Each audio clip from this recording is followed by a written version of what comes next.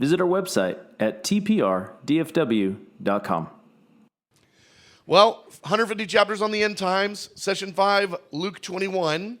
This is now our third and final of the Synoptic Gospels accounts of Jesus' sermon on the end times. So that was Matthew 24, Mark 13, and now Luke chapter 21. Now, one of the details that I left out in the previous two chapters that we were looking at, that is Matthew 24 and Mark 13, is the dialogue related to the temple. And part of that was because I planned to do it in this one, and it was a little tricky, if I can be honest, trying to figure out which portions to focus on in each of the three chapters because there was so much overlap. But anyway, so here in part one, one of the things that's an interesting detail, so Jesus was ministering around 30 AD. That's just the easiest time frame to remember. A few years before that, a few years after is kind of the range. But let's go with around 30 AD. And in 70 AD, so 40 years later, the temple was physically, literally destroyed in Jerusalem. Okay? That literally happened. Okay? Now, it's interesting the way that this dialogue goes as Jesus is going to enter into a full chapter explanation, or in Matthew 24 and 25, a 2-chapter explanation of the end times. But the launch pad for all three, Matthew, Mark, and Luke's accounts, is the conversation around the temple. And so I want to just get us a little introduction here. So this is a huge event. We have to understand it. A massive event for Israel and really for world history, the destruction of the temple in 70 AD. All right, so Matthew 24, 1 through 2. Jesus left the temple and was walking with the disciples, and they came up to him, and they called his attention to its buildings. Do you see all these things, he asked? I tell you the truth, not one stone here will be left on another. Everyone will be thrown down. That's the Matthew account. Now the Mark. Jesus was leaving the temple. One of the disciples said to him, "Look, teacher, what magnificent stones, what magnificent buildings," or massive stones, magnificent buildings. "Do you see all these great buildings?" Jesus replied, "Not one stone here will be left on another. Everyone will be thrown down." And then they responded, "Tell us, when will these things happen, and what will be the sign that they are about to be fulfilled?" This is the Luke account. Very similarly, some of the disciples are remarking about how the temple was adorned with beautiful stones and with its gifts dedicated to God. But Jesus said, "As for what you see here, the time will come when not one stone will be left on another. Every one of them will be thrown down." "Teacher," they asked, "when will these things happen, and what will be the sign that they're about to take place?" There's a really interesting series of events that's going on here between what the disciples are interested in talking about and what Jesus is interested in telling them. Okay? They have just been awing over these structures, and specifically the temple. And Jesus is making it clear to them, listen, this temple that you're so enamored with, it's going to be destroyed in 40 years. This temple is going to be completely decimated in 40 years, and it's going to be a national travesty. It's going to be a horrific event. And the disciples say, "Okay, well, when is this going to happen?" And remember, they're believing there is no second coming of Messiah. There's one coming of Messiah, and he's here. Okay? They're believing that Jesus is about to lead the world into, the millennial age. That's their perspective. So when Jesus just gets done telling them this temple's going to be destroyed, they're immediately thinking, oh my gosh, that must be like, part of the end time, timeline. All the prophets, they're familiar enough with the end times to know that there are lots of stories in the prophets that haven't happened yet. And so this concept of the signs of the times, the signs that would indicate when the end was drawing near. They're asking a question about the temple, thinking that that's related or not having really any revelation of the timeline that Jesus is really on here. And so Jesus He doesn't actually speak to them at all about the temple. He transitions 100%. He just got done telling them the temple's going to be destroyed. And then they say, well, tell us when this is about to take place. And Jesus answers a question they don't ask. He starts to give the end time church the signs of the second coming, not signs pertaining to this temple's destruction at all. Because the temple was destroyed in 40 years later, and all the signs that we see that Jesus is telling us about the beginning of the birth pains, none of those things happened in between the time of Jesus giving this word and the time of the destruction of the temple 40 years later. Because they weren't supposed to, because that wasn't the question that Jesus was answering. Jesus asked them, hey, we want to know the signs of the temple. And Jesus goes, I'm going to give you the signs of my second coming. Now, that's a significant point of a differentiation, because if we think that Jesus is answering the question that they asked, then we're going to completely miss the fact that all of these things are about the signs of the end of the age, and none of them happened in the time frame between when Jesus said these words and the destruction of the temple. So Jesus used the destruction of the temple as a launch pad to give them the narrative of the question they really should have been asking, but they didn't have the clarity to ask. Because remember, they didn't understand there were two comings of Messiah. They thought there was just one, and they were looking at it right then. How does Jesus address this misunderstanding? The very first words out of his mouth after he gets done telling them that this temple is going to be destroyed, the very first thing he says is, watch out that you are not deceived. And I go back and I look at this and I see that even part of this was Jesus trying to go, hey, when the temple's destroyed here in 40 years, don't be deceived thinking that that's actually a sign of my coming. I'm giving you the signs of my coming here in these coming phrases and paragraphs. Don't be deceived, for many will come in my name claiming. Now, isn't that an interesting response? When Jesus said, or when the disciples saying, hey, what's the sign of the temple going to be destroyed? Jesus says, don't be deceived, many will come in my name. Just imagine, like, the guys are like, no, we were talking about buildings. Now you're talking about like false Jesuses.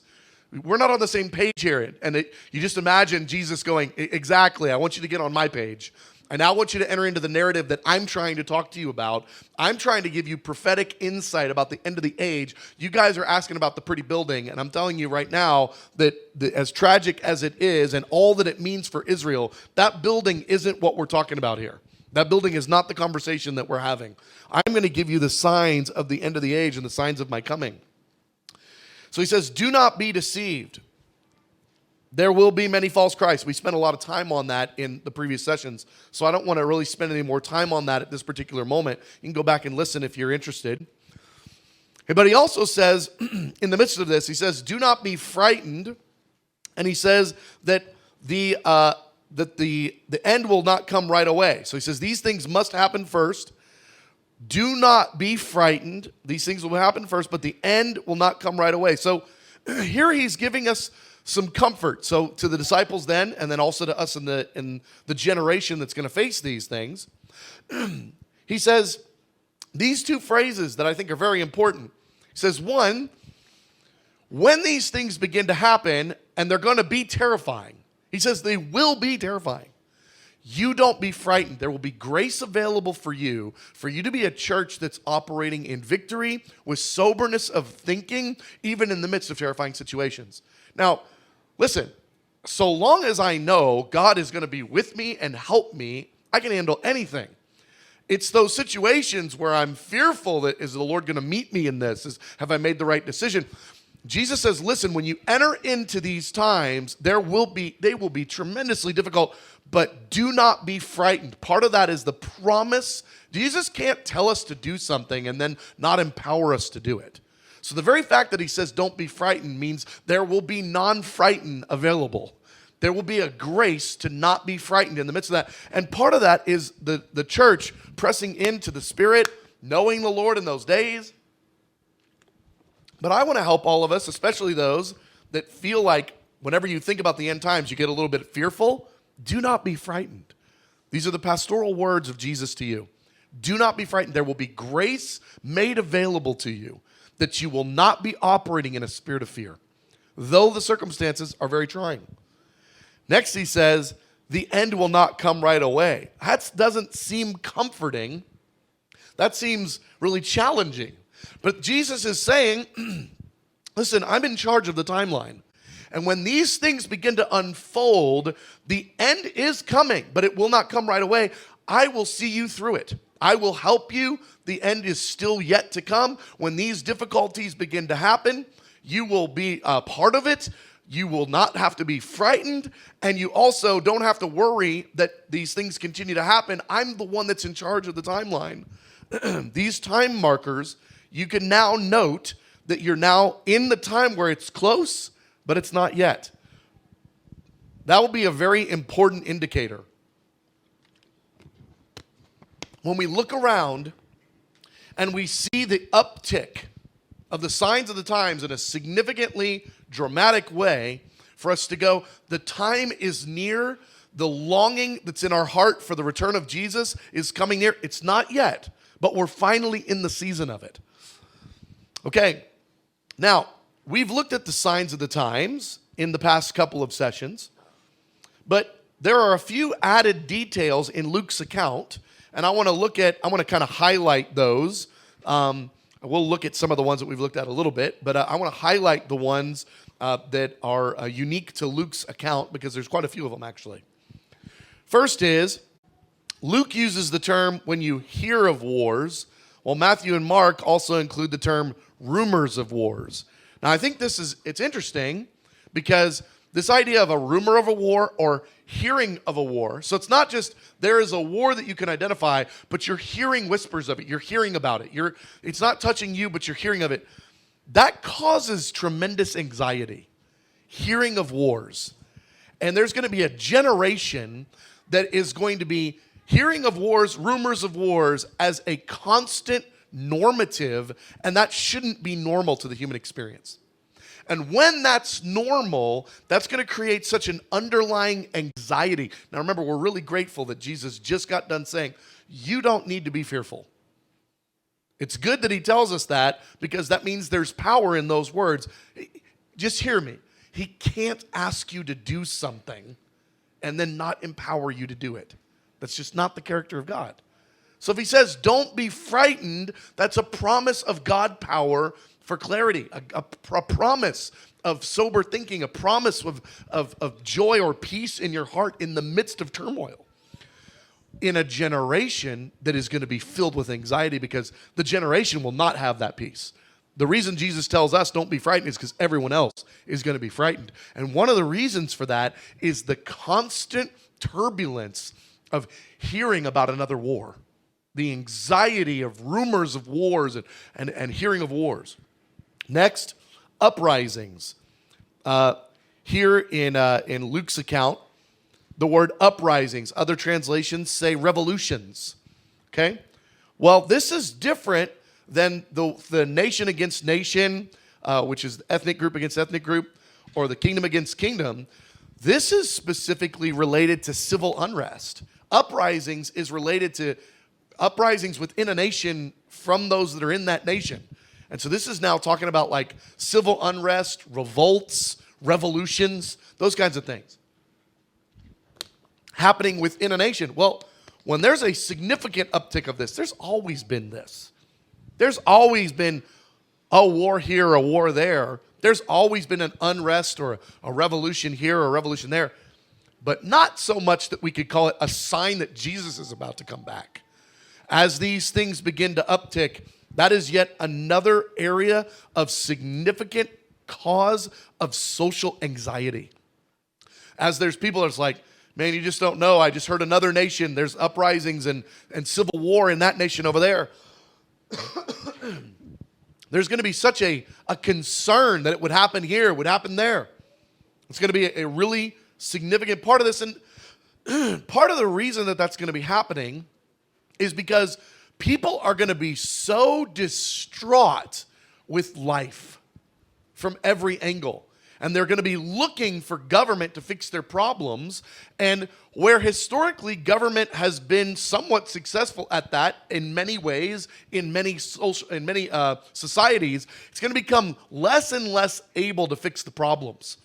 And there's going to be uprisings in order to see, well, we'll put a new person in charge. We'll get a new group in charge. That'll fix the problem. It won't. But this is part of the anxiety that's going to be growing across the nations. All right. Top of page 3, national conflicts. We covered that in the last couple, the nation against nation, ethnos against ethnos. And then national conflicts, kingdom against kingdom, we covered those. Okay, I want to look at great earthquakes because the language is great earthquakes. And it says great earthquakes in various places. Now, the reason that the word great and various are the two words we want to look at and we want to think about for a second. There's always been earthquakes. There's always been, at least, on occasion, a big earthquake, something that you would call a great one. This, for it to equal a sign of the time, has to be significantly more frequent of these great earthquakes. So let's call them 9s on the Richter scale, okay? Those are rare earthquakes. There's got to be more of them, and then various places. Traditionally, earthquakes happen in specific areas where there's fault lines that we know, there's pattern, there's history. Some things are even a bit predictable that there'll be earthquakes in certain places at certain times. That's not what we're talking about.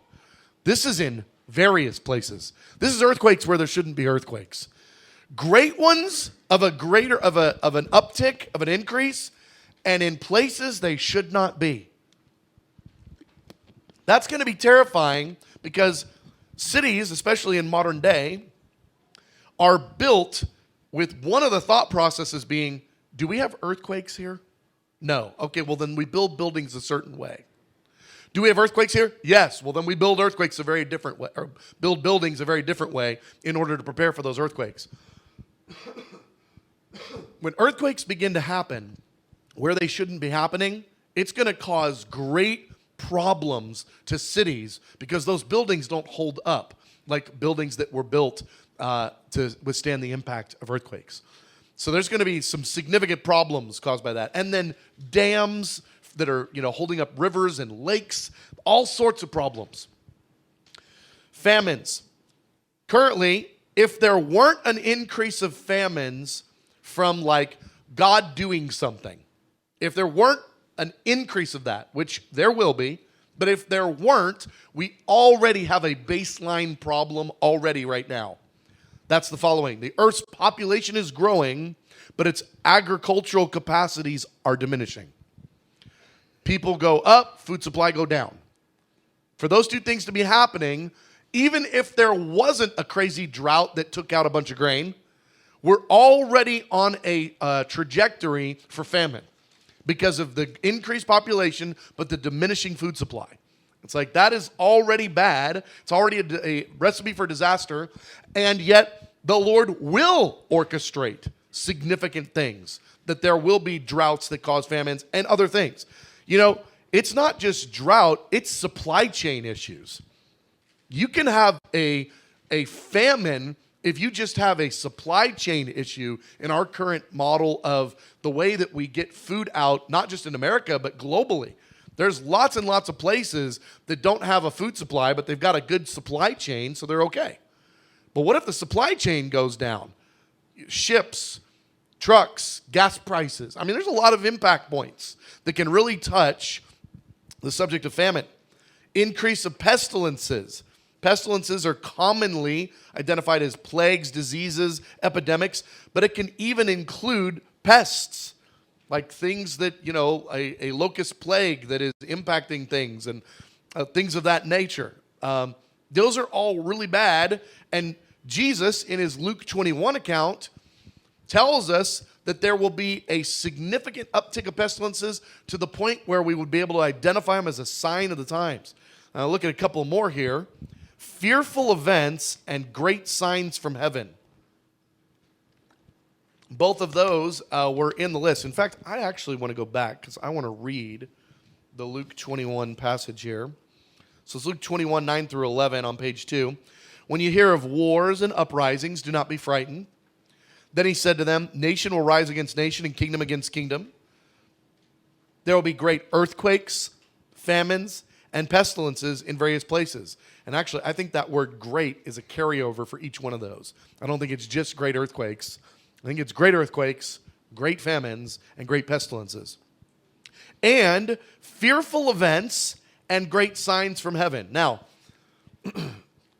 I want to give us a couple of examples of some biblical fearful events and biblical signs in the heavens, or great signs in the heavens, that don't take place during the period of the birth pains. We know, because we're told exactly when they take place. They take place during the Great Tribulation. But what we can do is we can look at the events of the Great Tribulation and we can recognize a pattern of like kind but lesser degree occurring during the period of the birth pains. Jesus gave us the whole analogy of the birth pains. Well, the pains of labor that are during the birth pains are of a like kind to the pushing labor pains that happen when it's time to push the baby out in those final minutes. But my goodness, they're of a lesser degree of intensity and pain and all of that. Well, that's the whole thought process of Jesus giving us the period of the birth pains, that we would look at these things and we go, the things that are going to occur during the period of the birth pains, which is going to last, again, probably a couple decades is my assumption, based off of even the whole labor thought process. Push the baby out, hopefully that only lasts 20, 30 minutes, an hour, hopefully. Labor pains last maybe a day leading up to it, that kind of a concept, okay? So if it does last a couple of decades, it's good that the pains are not as intense. Otherwise, we wouldn't make it. But for the period of the birth pains, they will be real, they will be intense, but they will be of a lesser degree, but of a like kind to the things that we see during the Great Tribulation. So I think, because we don't have any that I'm aware of, we don't have any great examples, and there probably are some in the Bible that just weren't jumping out to me. But while we don't have any that I'm aware of, great examples of what is a fearful event that's going to happen during the period of the birth pains, we do have some fearful events that we can see that happen during the Great Tribulation. So by looking at that fearful event, we can get kind of an idea of what are the kinds of things, because it'd be like that, but it'd be lesser, okay? And then similarly, great signs from heaven. I don't know that I can see any that we've got clear examples of great signs from heaven that will be occurring during the couple of decades of the birth pains. But we do have some that are overt that we see during the 3.5-year Great Tribulation. So let's just look at one and one from the Great Tribulation and then kind of go back and think, man, what would a lesser degree of that kind of a thing look like and feel like? Because when Jesus warned during the period of the birth pains, let me tell you two of the signs. One of them is fearful events. That is bad. And second, great signs from heaven will appear during the birth pains. What kind of things are we even looking for? Well, let's look at Revelation 9, 1 through 2, one of the fearful events that occurs during the Great Tribulation. Am I making sense here? We're making a comparison between something that we know it's going to happen, and it's going to happen not during the birth pains. But by looking at it, we can go, okay, something like that, but not quite as freaky. Okay? All right. Revelation 9, 1 through 2. The star was given the key to the shaft of the abyss. And when he opened the abyss, he opened hell on planet Earth, physically opened a chasm, a gateway, a door from hell to planet Earth. Smoke rose from it like the smoke from a gigantic furnace. The sun and the sky were darkened by the smoke from the abyss. That is a fearful event. I don't know that it gets much more fearful than that. Well, what is that divided by 10 or 100? I still don't want anything to do with it, but this is to kind of get us thinking. When Jesus says fearful events, we've already got documented some fearful events. What would this kind of thing at a lesser degree? I don't know. The appearing of demonic presences in some way. Another fearful event is Revelation 12. when all the principalities are kicked out of the heavens and they're cast to earth, and now they're on the earth causing havoc. That's another fearful event. Well, what lesser versions of these kinds of things could we potentially be seeing during the period of the birth pains? That's going to be really terrifying. Well, great signs from heaven. Again, let's look at one that happens during the Great Tribulation. Revelation 6:14, the sky receded like a scroll rolling up, and every mountain and island was removed from its place. That is a great sign from heaven. Like God sticks his hands right through the sky, the clouds, kind of breaks a seal there, and then gets both hands and starts rolling it back like a scroll. And now you can tell by the Revelation 6 account, the people on earth can literally see into heaven. They see God on his throne. That is a great sign from heaven in the heavens. Now we know that one literally takes place in Revelation chapter 6 during the period of the Great Tribulation. But Jesus told us there's going to be great signs from heaven during the period of the birth pains. So what does that look like? What other things? Another great sign during the Great Tribulation period is those three angels are released to go declare messages. I think it's Revelation chapter something. Eluding me. Is it 14? I think it's 14. Anyway, it's in there. You go look. Oh, man, I'm not on my A game tonight. Revelation chapter 14, I believe, these angels are, they go and they preach the gospel in the earth. One of them does. They proclaim messages. Well, they're in the sky and they're visible to man and they're heard by people. That's a sign in the sky. That's a sign in the heavens. But we're going to see signs in the heavens during the period of the birth pains. That's a new idea. All right, let's keep moving. Handling the persecution. Persecutions get really intense during this next upcoming season. Nathaniel, would you mind grabbing me one more water? I know I'm going to need it here. Thank you, sir. All right, handling the persecution that occurs during the period of the birth pains. And Jesus even says this. He says, but before all this. Now, that's an interesting timeline because we were just told about birth pain realities that we're to be looking out for. And Jesus says, but before all this, they will lay their hands on you and persecute you. They will hand you over to synagogues and put you in prison. You will be brought before kings and governors. And on account of my name, and so you will bear testimony to me. But make up your mind not to worry beforehand how you will defend yourselves, for I will give you words and wisdom so that none of your adversaries will be able to resist or contradict you. You will be betrayed, even by parents, brothers and sisters, relatives, friends. They'll put some of you to death. Everyone will hate you because of me, but not one hair on your head will perish. Stand firm, and you will win life. Now, it's interesting that Jesus just he started this off with, but before all this. So something like the early side of the birth pain season, something along those, that's when the great persecution begins. Oh man, don't we wish that great persecution would wait, a year or 5 or 10 into it? Jesus says, no, it's actually the kickoff. The kickoff is going to be great persecution is going to come against the church. And when it does, here are a bunch of details that I want you to be aware of. One, this is a powerful, interesting thought process. He says, you'll be handed over to synagogues.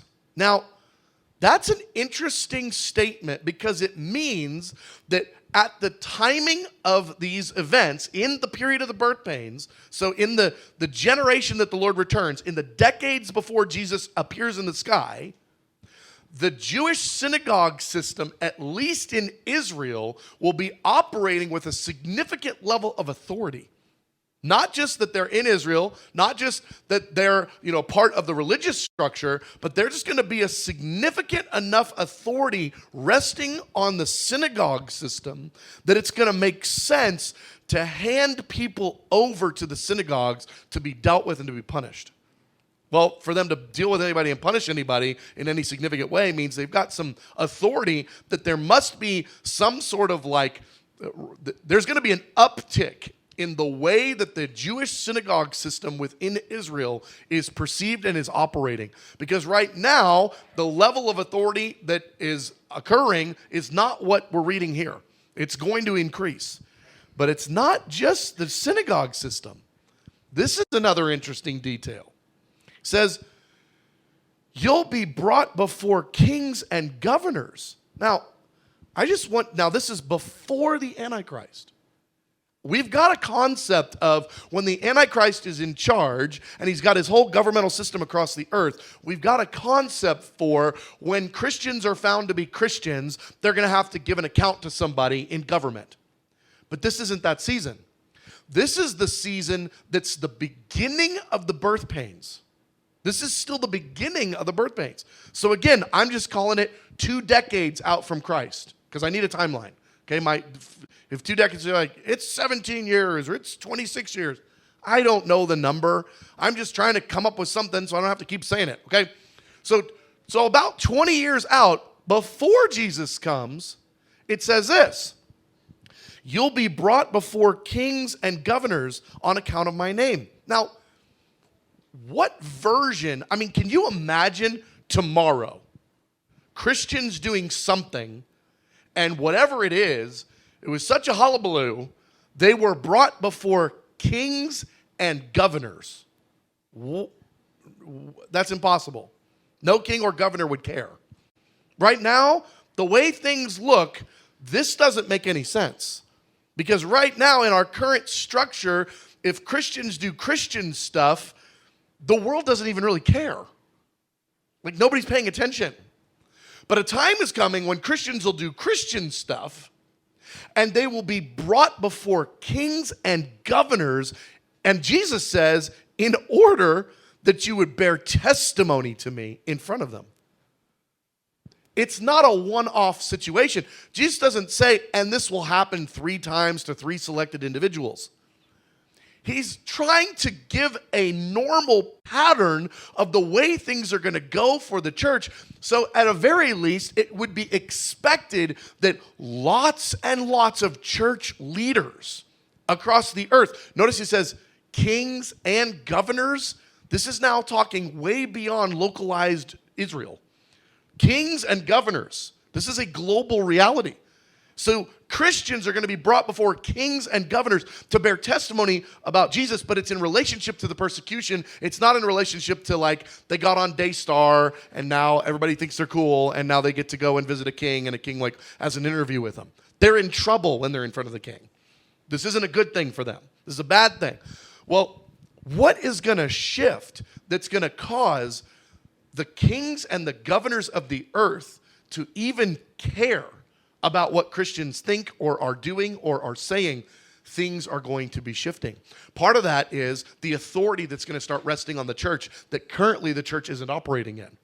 When the church starts to get baptized in John chapter 14, verse 12, everyone who believes in me will do these things and even greater things than these because I go to the Father. When the church begins to operate in that sort of authority and power, it will disrupt systems. The only reason we're going to even show up on anybody's radar from a governmental perspective pre-Antichrist system is because things are going to start shaking. So it's actually, this is good news because it means there's going to be something disruptive going on, revival, power, authority, those kinds of things. All right. You will bear testimony. I just said that. All right. Don't worry about what to say. I will give you the words to say. He says, you will confound, forget exact language. What was the word he uses? He says, I will give you wisdom that none of your adversaries will be able to resist or contradict. Okay.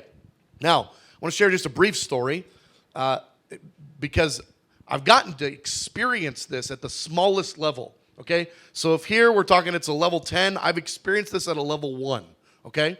And it is remarkable when this happens. It is a powerful gift of God that is very much outside of you. Like if you raise somebody from the dead, you could hardly take credit for that. It's like God did it. I was there. I prayed. They raised from the dead. What do you do? Okay. I was in a couple of situations when I was a missionary in Africa where I was in moments where I was in real trouble and I did not know what I was going to do. I did not know what I was going to say. There was no rehearsal. There was no preparing for the moment. The moment occurred and now I'm in the moment and I don't know what I'm going to do. In one particular situation, I was in a taxi and I was being taken out to a very far place out in the middle of the desert by some very unsavory people. And all of a sudden, the taxi driver stops in the middle of the desert and is kicking me out of the car because I don't have money to pay him. And I am terrified, if I can be totally honest. He's opened the door, he stopped the car, opened the door. I've not seen a light or a building for 45 minutes. It's just been sand dunes. He opens the door and he starts yelling at me. I'm sure it's get out of my car. And I don't know what I'm about to say, but all of a sudden, as I'm looking at him, I watch my finger fly past my face like it belonged to somebody else. And I said, in the name of Jesus, you get back in that car. I'm not giving you one dime, and we're going wherever we were going before. And as soon as I said it, power came off my finger. I don't know how else to describe it. I didn't see it, but I saw the impact of it. It's like lightning came off my finger and struck this guy's countenance. And as soon as it did, he went from angry to, he got back in the car and he started driving. And he drove silently like God hijacked him. Now I sat there in the back seat going, I was not thinking those words. I don't know that I would be bold to say such things. Something came out of my mouth and I had a living revelation of this Bible verse. And I knew I was having it. I was like, I am in that moment, in this moment right now. This is a moment where Jesus gave me words that could not be contradicted. The guy didn't even speak English. He didn't even know what I was saying. And yet there was authority on it. And without him being fearful of me or whatever, because he could have still just as easily been like, hey, that's nice. Get out of my car. Something happened, something occurred. The Lord is going to give those sorts of moments, those sorts of anointed words that don't need to be thought up ahead of time. Okay, wrath against Jerusalem. Jerusalem's enemies are going to surround Israel. Now, I'm going to give you a very interesting, if you're not familiar with it, a very interesting point of comparison. I've made, I don't know, maybe 3 or 4 different comparisons to Deuteronomy chapter 28. The things that are occurring, now Jesus is the one speaking here. So Jesus, the living word, he understands Deuteronomy 28. And if you don't know Deuteronomy 28, it's a passage that is both very near and dear and also terrifying to Israel because it more or less says, if you walk with God, things will go so well for you. If you turn away from God, God promises, I will beat the snot out of you. I will cause you every problem, and don't blame your enemies. It's me, God, doing it to you. Walk with me, crazy blessings. Walk against me, and I will be against you, and I will do the worst things to you. Deuteronomy chapter 28 is clear and painful. Jesus is quoting multiple phrases directly out of Deuteronomy chapter 28 as he's describing what's going to happen to Jerusalem as a result of them turning away from the Lord. And again, these things did not happen in 70 AD. These things are going to be happening here in the end time drama. Okay, Luke 21:20. When you see Jerusalem being surrounded by armies, you will know that its desolation is near. Deuteronomy 28:25. The Lord will cause you to be defeated before your enemies. You will come at them in one direction, but flee from them in 7. The next verse in Luke 21, we get the flee word. Luke 21:21. Then let those who are in Judea flee to the mountains. Let those who are in the city get out. Let those who are in the country not enter the city. These are direct, in some cases, phrases from, and others allusion to, what was communicated in Deuteronomy 28, it gets really clear here in this next passage. Luke 21, 22 through 24. For this is the time of punishment in fulfillment of all that has been written. Now he's talking about 28. He's talking about Deuteronomy 28. How dreadful it will be in those days for pregnant women and nursing mothers. There will be great distress in the land and wrath against this people. They will fall by the sword and will be taken as prisoners to all the nations. Jerusalem will be trampled on by the Gentiles until the times of the Gentiles are fulfilled. Now let me read you the Deuteronomy 28 passage. Just as it pleased the Lord to make you prosper and increase in number, so it will please him to ruin and destroy you. You'll be uprooted from the land you are entering to possess. The Lord will scatter you among the nations from one end of the earth to the other. That is a specific reality that we know is going to be is going to happen under the leadership of the Antichrist in the final generation. There's going to be a scattering of the Jews across the earth in a far greater way than is even the case now. Right now, there's efforts for Jews to make Aliyah back to Israel. Well, there's going to be an undoing of that under the leadership of the Antichrist and the whole attack that's going to occur in Jerusalem. Jesus just got done saying, when Jerusalem is attacked, when you see Jerusalem being attacked, and that's the whole abomination, causes desolation, that's the setting up of the idol, that's the 10 nations that are in alignment with Antichrist, surrounding Israel, surrounding Jerusalem specifically.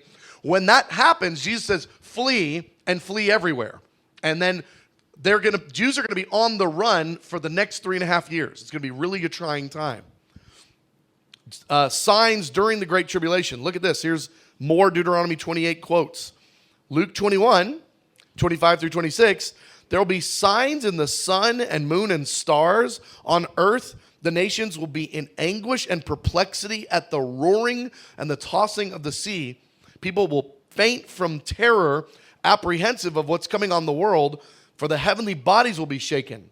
Look at Deuteronomy 28. This is the Lord back in Deuteronomy 28 saying what's going to happen to the nation of Israel if Israel doesn't walk with him. The sights you will see will drive you mad. Deuteronomy 28:34. Deuteronomy 28:66 through 67. You will live in constant suspense, filled with dread both night and day, never sure of your life because of the terror that will fill your hearts and the sights that your eyes will see. These are really intense words. Thankfully, Jesus ends on a bright note, and he says, I want to spare you of all this. Be careful. This is Luke 21, page 7. Luke 21, 34 through 36. Be careful, or your hearts will be weighed down. We've talked about this before, but it's such an important detail that we would note that Jesus' admonition for those that are going to make it through the end times, those that are going to be alive in that generation, and those that are going to survive, he says, you need to be careful. He defines what carefulness is in a moment. You need to be careful, or I promise you your fate. Things will be so intense, so anxious, so painful, so hard, that I guarantee you, this is Jesus. This is not like him, putting a word curse on you. This is him telling you the facts of life. He says, I promise you, your hearts will be weighed down by it. Your hearts will be weighed down with carousing, drunkenness, and the anxieties of life. And that day will close on you suddenly like a trap. If Jesus had not begun with, be careful, or, we would be in such a dark spot at this point. Because he just promised what's going to happen as the rule of the day. He says, however, be careful. For it will come upon all those who live upon the face of the whole earth. Be always on the watch. This is the solution. Be always on the watch and pray.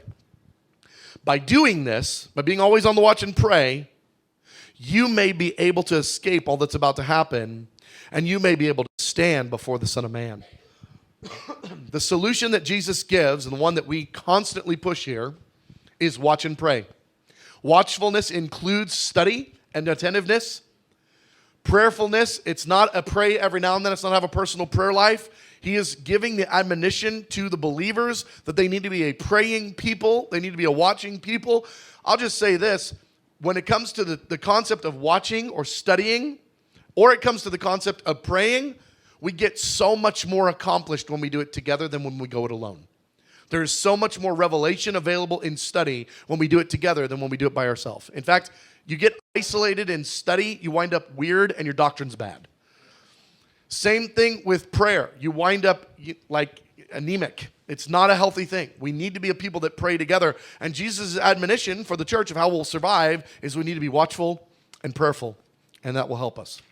Yeah, so the question is not only about Deuteronomy 28, but any passages where it would speak of the Lord's pleasure to cause problems, pain, destruction, because it says that just as it pleased the Lord to prosper, it will please the Lord to do these things. So how does that work in the heart of God? So, you know, the real difficult thing that we have got to remember, and we don't mostly approach the thought process of God from this standpoint, is that God is a God of justice. And justice is good. I want us to think about this for a second. I was actually having a great conversation with my 6-year-old last night or this morning, and the sisters they had done paper rock scissors to see who got the big room in the fort and who got the little room in the fort. Okay, and he lost paper rock scissors, and so he's got the janky little room in the fort that they built. And he's really upset about it. And he asked the question, he said, well, why do I have to do that? I said, well, because you lost paper, rock, scissors. He says, well, can't we do it again? And I said, no, that's not how that works.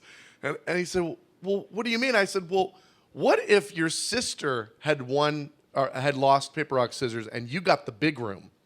How would you feel about it if we just did paper, rock, scissors again and you now lost the big room? And he's like, I wouldn't like that at all. I go, it's not justice. I go, it's not justice to just do it over again, just to do whatever you want. God feels very much this way about what is right and about what is wrong, and actually we celebrate him for that. The lost world celebrates when they get things that they are due, that they are rightfully due. The problem is that rightful dueness works on two sides of the equation. What we are rightfully due in the positive and what we are rightfully due in the negative. And the truth is, if the negative justice isn't met, God isn't just. And God created this system out of him being a just God who is love. It is actually injustice. It is wrong. It would be grounds for accusation against God if God did not act upon the things that he has put into place, and specifically the equalizing of the scales related to the subject of justice.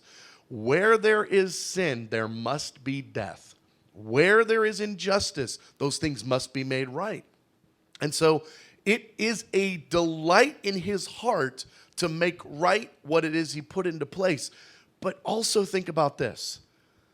This is how we know he's kind and that he's not out to get us. He told us what he was going to do in the Bible. It says it. So it's not like there's this secret angry side of God that we don't get to know about. He said, no, I delight in justice. The verses that we think about where he delights in the justice for the orphan or justice for the widow, it's the same God that's delighting in those points of justice. It's the same God. It's justice. And he's told us in this word, like, I'm going to do this. I'm going to do this. If you do this, here's the consequences. Now he's like, I'm not going to be a liar. At the end of this thing, I'm going to do what I said I'm going to do. And I will delight in it because it is right. It is right. He says, I delight to promote you and give you opportunity to turn to me. I delight in bringing about justice so that all things will be right, that everyone would be able to look at me and go, he dealt with this with perfect justice. And that's actually love. It would be unloving if I was constantly showing favoritism to one of my kids when they're getting into trouble, and I never do anything, and to the other one, I always punish them. That wouldn't be right. It's justice to punish injustice. And so it's right and it's good. And so the word, whatever gleeful word you want to use, delight, pleased, pleasure, it is God who set the rule system in place. And he did it because he was good. And he was looking out for everybody's good. And it is his delight to act upon that justice system that he's put into place, even when it costs people their lives. Great. Luke 21, 30. I'm going to start with the verse before it, 34 through 36. Be careful, your hearts will be weighed down with dissipation, drunkenness, anxieties of life, and this day will close on you unexpectedly like a trap. So Jesus has just set one side of the equation.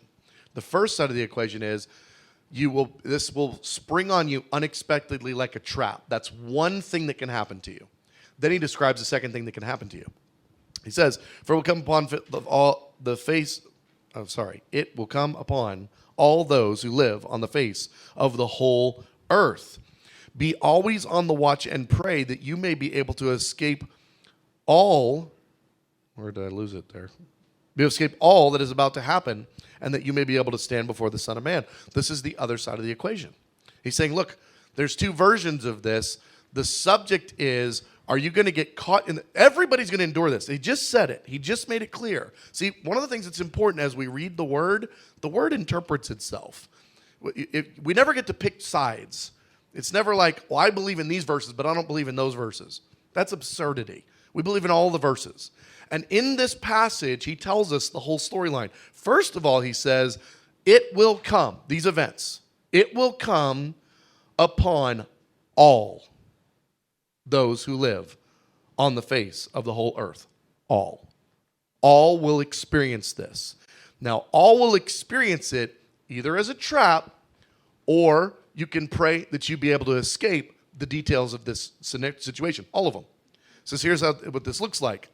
If you are prepared and prayerful, then the way that this scenario looks for you will look and feel the exact opposite as it does for those that aren't watchful and prayerful. It will close on them like a trap, or you'll be able to escape. So what does that escape look like? Well, if you know the events that are about to come, if you're prayerful, you're going to be hearing the voice of the Lord. He's going to be helping you endure. There's going to be people that because they didn't know their Bible, they're going to straight up walk right into a seal judgment.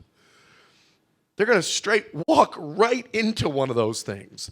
But if you're watchful and prayerful, not only did you know it was coming because you were watchful, but prayerful, then the Lord will even help you to know how to navigate that. It will not be a trap to you. You'll actually know how to navigate. The voice of the Lord will be loud, his clarity, his helpfulness. So the navigation of how he helps us with all that is just going to be beautiful. And I love that because I overheard Ryan's comment about the Joel passage related to who knows. The Lord may relent was actually referring to corporate responses to prayer in relationship to the time of judgment. When the people of God will gather together and pray, when they're watchful, that it's a time that we need to be really paying attention, and then they'll gather and pray, the Lord brings grace. He pours out in a way that he doesn't pour out on the other people. But everybody's alive on the planet during the same judgment. But there's two ways that people are going to experience that, either as a trap or by his grace and his help through all the circumstances. And so, you can, as a believer, we have the choice to have God's help in all the areas of our life. Or if we choose to stick our fingers in our ear and go, la, la, la, I'm not listening, we can experience all those same exact circumstances without his help. That's up to us. It's about engagement. And he says, the way that you engage me is you watch and pray. Excellent question. Great question. So I'm going to interpret the question, see if I'm okay on my interpretation. So much of what we're reading in this passage, not all of it, but so much of it is directed at Jerusalem and Judea and the surrounding area. And there are things that are specific. I mean, the temple is only in one place. It's Judea's very specific piece of geography. If you're in Judea, flee. I mean, there's some of those kind of language. So how do we as Gentiles that live on the other side of the planet, living in America, and Andy's point was, America is not listed in the Bible anywhere that we can identify. How are we supposed to take these? Same concept as earlier related to the idea of like kind, but lesser degree. The scenario really that Jesus just painted for the people in Jerusalem is a very similar scenario that is going to unfold, not quite with the level of drama and not quite with the chokehold that it's got on Jerusalem, but as the mark of the beast system is applied and implemented across the earth, people in all those areas are going to be experiencing a similar kind of situation as what they were experiencing when the Antichrist sets himself up in that Jewish temple in Jerusalem, that whole scenario. And so like kind, lesser degree kind of a sort of a situation. So the increase of the difficulties, the increase of the persecution, the increase of betrayal, we didn't really get to it. I put it in the notes, but I think one of the greatest pains, maybe the most significant pain that the church is going to experience is actually betrayal. I think when it comes to the end time drama, if bad things are happening around us, we're going to have peace of God, at least is available to us. Even if we lose our own life, we know the promise of the resurrection. Even as we lose a friend, as painful as that is, they're kind of laughing at us now because they're up there, we're stuck here. But the process of betrayal is one that Jesus makes really clear, and he goes through all the relational dynamics. And I think that subject of betrayal is going to be such a massive one that I'm not sure I can think of something more painful than somebody we've been running with. That's not a them, it's an us. It's Judas. It's the 12th guy. He's been there all the time. It's like, well, if it was good enough for me to have a Judas, I'll make sure all of you guys get to experience similar situations at the end so that you can really know the ache that was in my heart that day. And there's going to be betrayal of children to parents, parents, children, friends, family, neighborhood, all that kind of stuff. So there's a ton of lessons. We take all of these lessons, even the ones that are specific to Jerusalem, even the ones that are specific to Jerusalem, to the church in Jerusalem, to all the different details. We take those concepts and we're able to see exactly the concept, but then we like kind, lesser degree throughout the earth. And I will say that most of the passages that are in the end times are not specific only to Jerusalem. A lot of them are global. I mean, we looked at Isaiah 24 a couple weeks ago. It's such a global judgment passage. Most of the end time passages are not hyper focused on Jerusalem. They're the global story. And so the reason I bring that up is because we don't need to look at a few passages that are only speaking about this little group of people in this place and go, well, what do we do with that? Instead, we look at the whole narrative and then go, okay, the whole narrative applies to all of us, which in this passage where Jesus got done talking about Jerusalem, Judea, then he ends with, oh, don't forget, all this is going to happen to everybody on the whole planet. So it is a whole planet sort of a scenario. So great question. Okay, so the nations surround Israel. That's unfortunately a very common end time theme. I mean, it's one of the more common end time themes. Is the nations surrounding Israel at the end of the age. And the nations at the very beginning of that are going to be the 10 nations that are in league with the Antichrist that we read about in Daniel, we read about in Revelation. Those 10 nations are going to surround Israel in order to help force the Antichrist in to Jerusalem for him to be able to set himself up in the temple. The question that Chrissy's group was asking, and correct me if I'm wrong, was, okay, so at that point then, Israel is still in rebellion against God, right? Yes. At what point does Israel stop being in rebellion against God? Well, as a whole, Israel doesn't make that transition until Jesus parts the Mount of Olives and comes into Jerusalem. We read that in Zechariah, that he parts the Mount of Olives and he walks into Jerusalem as the triumphant leader in order to come against all the nations. 100% of the nations of the earth have now gathered in a big army in order to fight not only Israel, but to fight Jesus. It's at that point that they say blessed are you who come in the name of the Lord, and that they receive Jesus as their Messiah in that whole process there. Because it says that Jesus isn't actually even allowed to come back into Jerusalem until they do that. And so that's after the 3.5 years of trial. Now, I don't want to get into it, but there will be Jews getting saved in some number and in some consistent, significant numbers at certain points in the end time drama. Throughout the storyline, there will be Jews giving their lives to Jesus. But as far as a nation and the holistic, okay, now, when is all of Israel going to be saved kind of a thing? That's actually when Jesus is marching into Jerusalem in that direct timeline, which is at the end of the Great Tribulation. So yeah, great question. This concludes this teaching from the prayer room. For more resources, please visit our website at tprdfw.com. Thank you.